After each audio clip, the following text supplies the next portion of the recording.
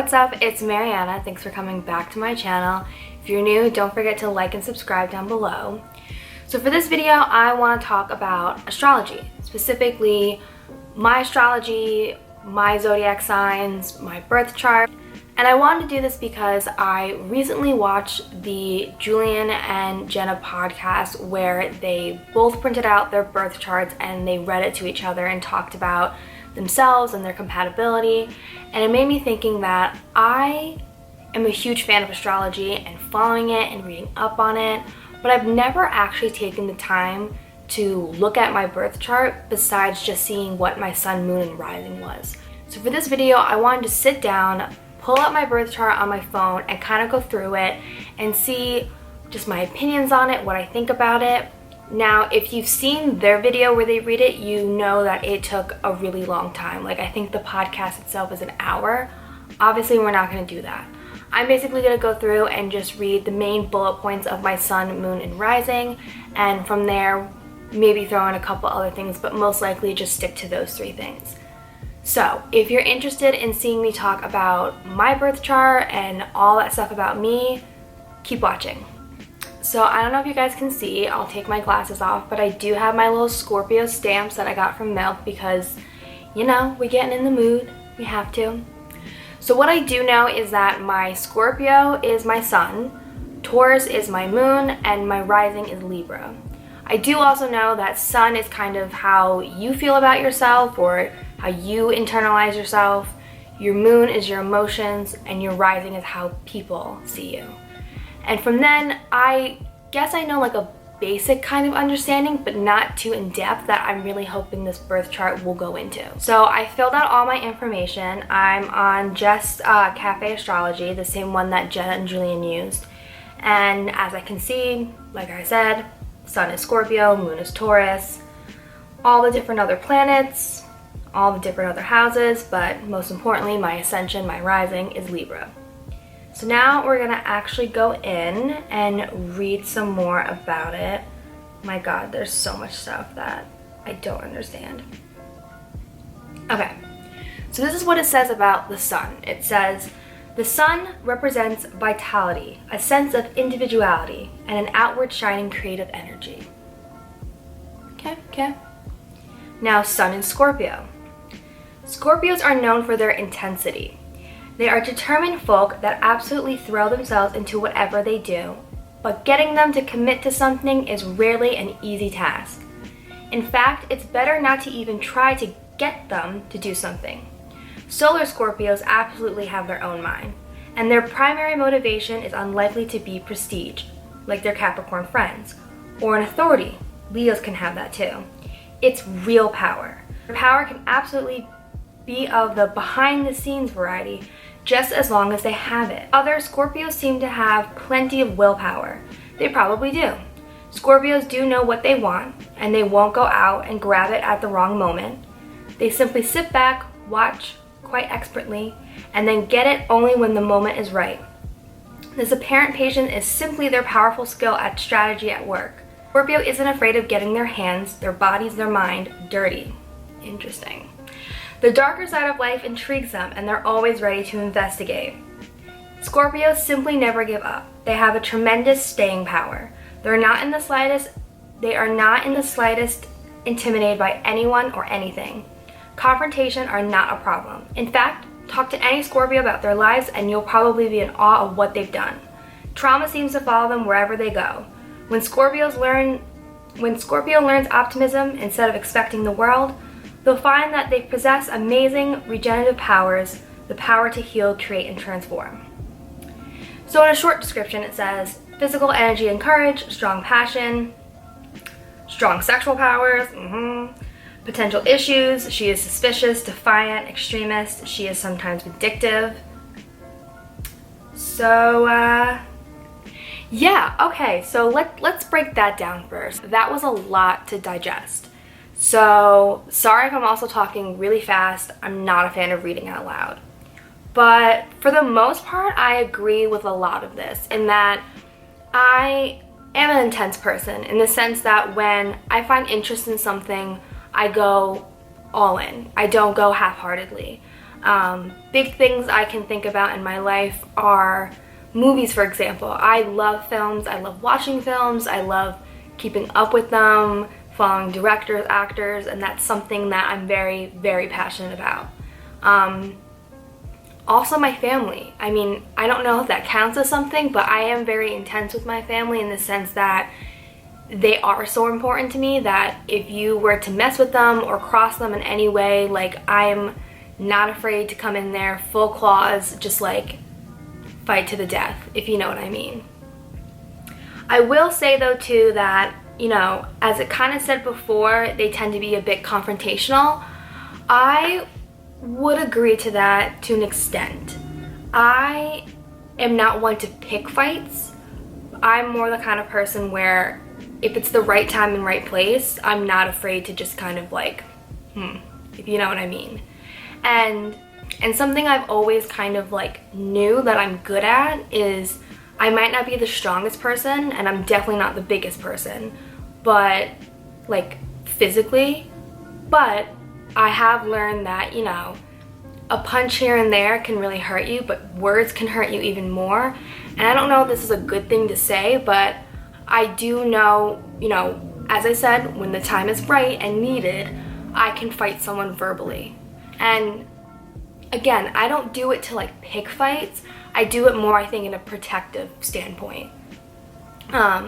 Like a prime example is, you know, someone called one of my friends fat once, and I was not having it. And I told the woman straight up. I said, you know, don't you ever say that to my friend again. You know, this is 2019. We should not be, you know, degrading women like this. You messed up. Get out of the car. It's a whole other long story. But I do feel that. I do feel like I'm confrontational, but in a protective way, if that makes sense. Also, side note, in that actual conversation, I used the F word way more times than I refrain from doing right now. Other big thing with Scorpios that it kind of touches on here, but not too intensely, is the quote-unquote dirtiness, the quote-unquote sexual things. And I think that does apply to myself, but only to a degree. I wouldn't say like I'm a person who's super sexual, like physically. You know, like I'm not the type of person that's like going out every night trying to get like, you know, down with one night stands, always trying to catch that dick, like that kind of vibe. Like, no. I think I'm more sexual in the sense that ever since a very young age, like sex, the act of having sex, the idea of the reproductive system, like all those things that are classified as like sexual, never had like the stigma and enigma that it does to a lot of people from pop culture. Like, I am not afraid to talk about sex. I'm not afraid to talk about periods, you know, vaginas, penis, like the whole night. Like, I'm not one to be shy about it. So I don't know if that makes me so much sexual, but just maybe just sensual. Like, it doesn't faze me as much as it does maybe other people. I also will say that I'm very sexual in the sense that like my brain will kind of go towards it when I don't even really mean to. In the sense that like I could look at someone and think, wow, he's really handsome. And then immediately my mind will go to like, I wonder how big his dick is. And I know that sounds so weird and perverted, but like I also still catch myself in saying like, why the hell did I just think about that? But that is a kind of mild, I think, Scorpio thing that I've talked to other Scorpios about, that they kind of feel the same way. Let's jump to the moon. So the description of the moon says, the moon represents the emotional responses, unconscious predestination, and the self-image. The moon represents the emotions, and the moon sign shows how a person expresses themselves when at home, at ease, and comfortable. Interesting. Why is someone knocking? Like, must you? Ugh. So as I said, my moon's in Taurus. And for what I've read before, I think this heavily applies to me. So, familiarity is important to lunar Taurans. These people are earthly and strong-willed. They feel with their senses and they are pretty much rooted in their ways. They revel in material comforts. In fact, building a solid and comfortable home and foundation helps to keep them feeling safe and content. Wow, just right off the bat. I feel like I can't not say that like that so applies to me in the sense that a big reason why I got this apartment and didn't stay home and commute for work, whatever I was going to be doing.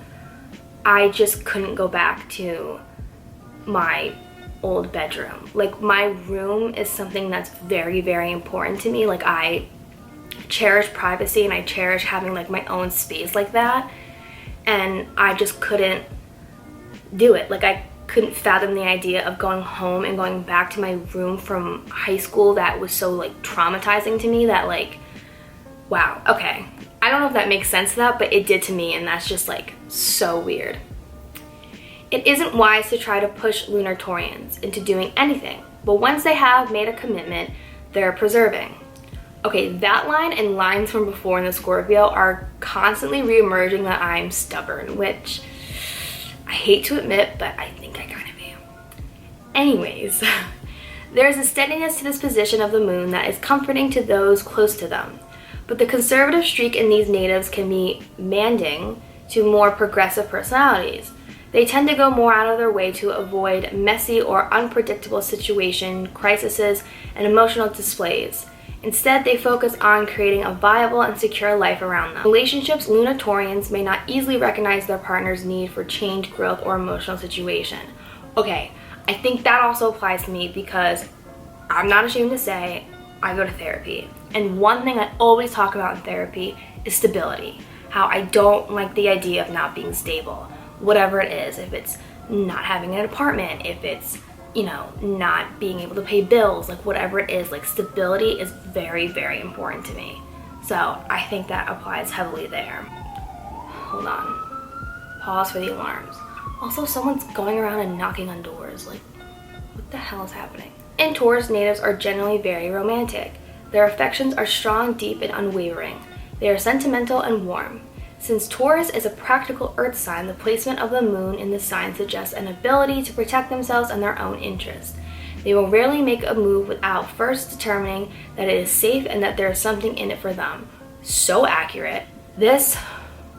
Wow, okay, this definitely applies to me in the sense that I'm always not thinking about myself first, but definitely more, I don't know how to explain it, like, anytime I'm in a situation and I can tell slightly that it could go wrong or like be unsafe or whatever, like I back out, I freak out. I'm like, I can't. I'm not a spontaneous, risk-taking kind of person.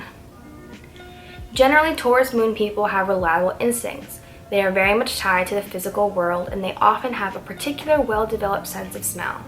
Relationships with people born with this position of Mars are often quite enduring.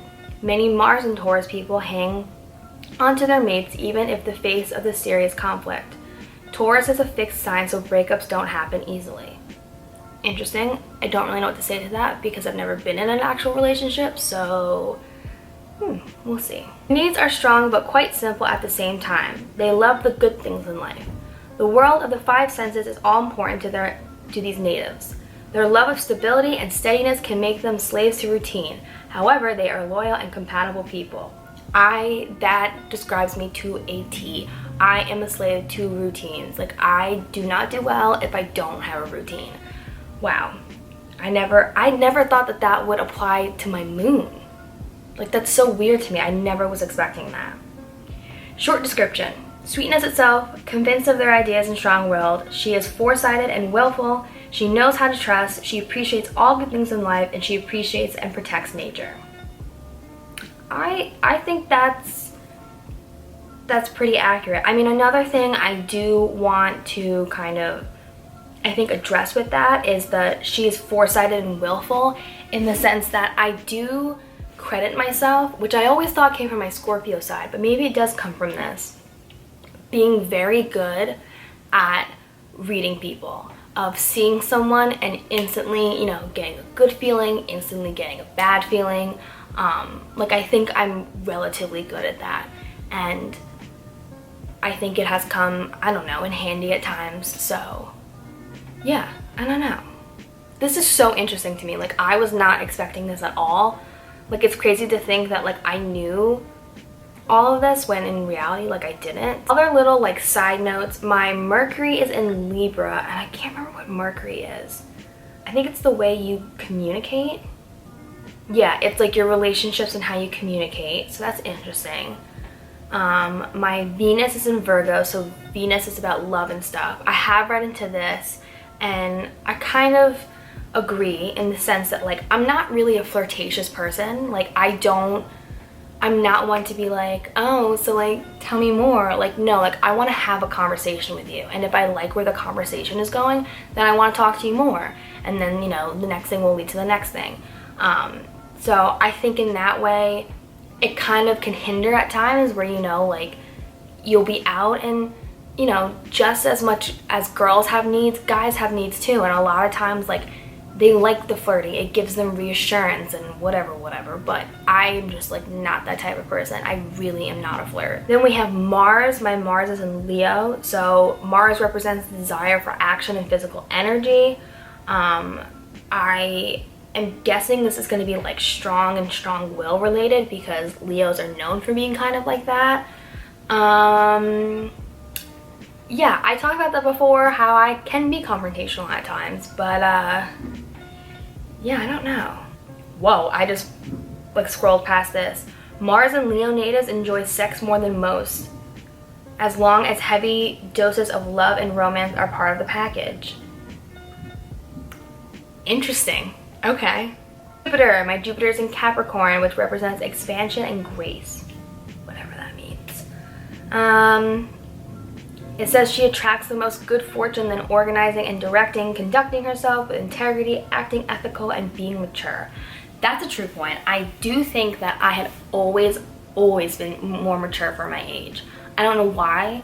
I do think that that was a bit of a downfall in the sense that it, one, made me like look like I was too good for other people, and I also think it was a downfall on that, like, you know, when I was in high school, like, I never went out and did anything because I thought I was too mature and that I'm not gonna do that, when in reality, like, they were just having fun and I kind of missed out on that. But I can't dwell on those things, you know.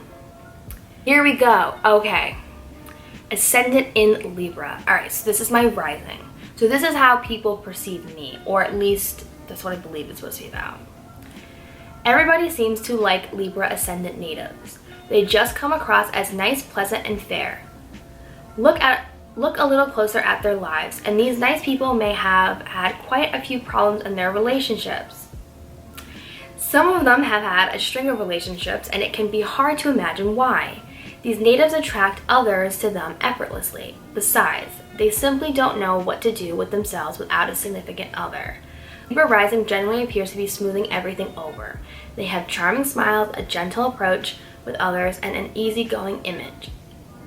Even if they were not endowed with good looks, they are attractive. Most pay a lot of attention to their personal appearance, the colors they wear, their hair, the way they walk. Libra rising people can be enormously persuasive, although they will almost always use a soft sell approach when they want to win others over, which is all the time. A tendency to pass the buck and keep up the nice guy gal image are their worst qualities. However, they can make excellent mediators and will generally be the first to accommodate you. Libra rising natives are usually attracted to competent, active partners. Their relationships are often characterized by bickering or competitiveness until they learn to drop their sweet image once in a while and to stop blaming their partners for everything that goes wrong. Okay, so I apply this to myself to a degree. There was a part in here that they said that I just don't agree with. Oh, because they simply don't know what to do with themselves without a significant other. That does not apply to me. I credit myself on being a very, very independent person. I am not a super duper relationship person, so that's probably the only piece I don't agree with. Everything else, I'm kind of ashamed to say, is a little bit accurate, in the sense that I definitely think that I'm someone that... Okay, so my camera died. I don't know where I left off with that, but basically what I was saying with Libras is that I do believe that it applies to me in the sense that I'm always one to trying to please people. Like, if I go to a party and like I don't see people having fun, I'll start to freak out, even though it's not my party and I have like no responsibility to it. But just not seeing people having a good time like irks me and gives me like a form of anxiety, if that makes any sense. I also do think it applies to me in the sense that my dad worked in sales, and because of that we always traveled a lot, and I think I got kind of from his personality, like being around him just naturally every day at my house, and then from also traveling with him, I kind of learned that technique of like schmoozing people, I guess you could say, like being very good at walking up to someone being like, hi, I'm, you know, Mariana, like how are you, like, you know. Or with these business trips, it would be a lot of the same people all the time. So it was really easy for me to pick someone out and be like, they, you know, have 2 kids or 2 grandkids or, you know, a dog, whatever. Like, I can go up to them and then be like, oh my God, like, how are the grandkids? Like, let me see pictures, like, blah, blah, blah, blah, blah. Like, that kind of schmoozing, if that makes sense. Hearing the pieces about, like, relationships is interesting. Again, as I said, like, I've never really had a real relationship. Like, I'm not ashamed to say that I've never had like a boyfriend or a girlfriend. So it's interesting to see that, and it kind of, I don't know, just makes me wonder like what will happen in the future. But obviously you don't want to get like too caught up in that. So that's it for this video. I hope that was fun for you guys to maybe learn something about me. I had a really good time looking into it. I highly recommend people to go onto cafeastrology.com and look up your birth chart. And yes, it is significant what time you're born. That makes a huge difference. But otherwise, that's it for this video. If you want me to do more zodiac astrology kind of related videos, I would love to do that. But that's it for this video. I hopefully will be posting another one next week, and I'll see you guys then. Bye!